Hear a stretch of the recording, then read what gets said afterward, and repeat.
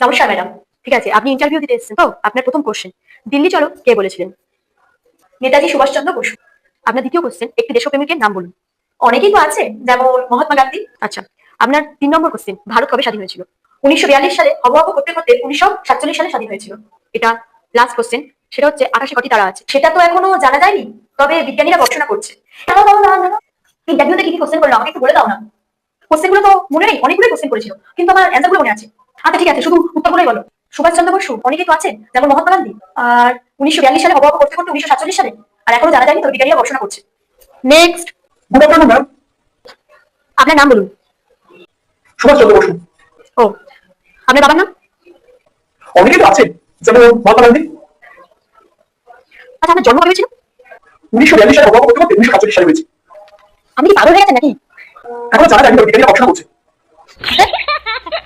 নমস্কার ম্যাডাম।